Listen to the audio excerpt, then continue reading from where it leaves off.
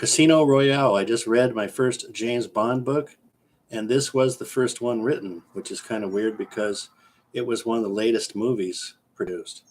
And after reading this book, there's a lot of deviation. I'm going to tell you there's not going to be spoilers in here. Obviously, you've probably seen the movie already, as most people interested in this topic have. The book is a lot darker and sadder, probably, than the movie.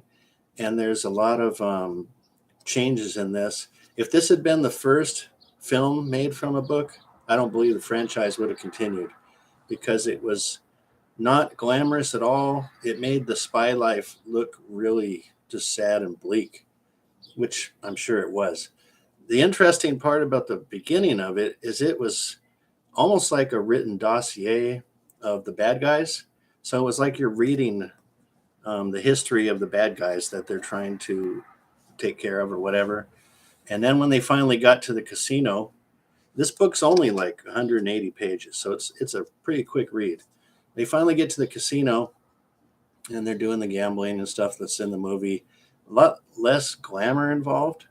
Bond was tried to be killed in that casino twice, and different manner than in the movie. The movie made a more dramatic murder attempt, and this whole thing was in France, not in multiple places like what was it, Montenegro or something, where the casinos are, and then it jumped all over the place. This doesn't jump around; it stays in France.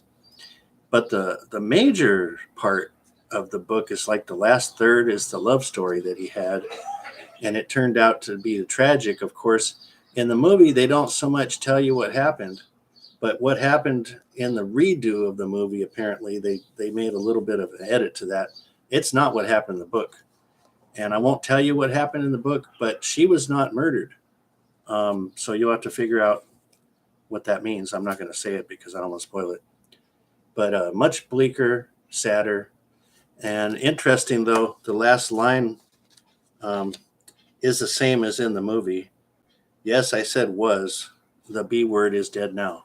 So he was trying to cover up his emotions from being highly in love with that other agent. And I'm not sure if they spelled out that she was an agent in the movie. So that might be a slight spoiler. But anyway, pretty good, kind of dark, kind of sad. Good book. I don't believe it would have been something people think of when they think of debonair James Bond and all the style and flash that he has.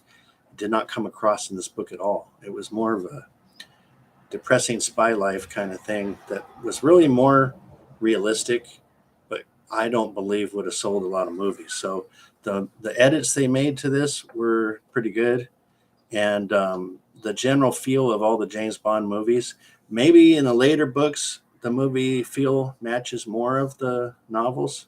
Maybe it changes after this one. I'm not real sure.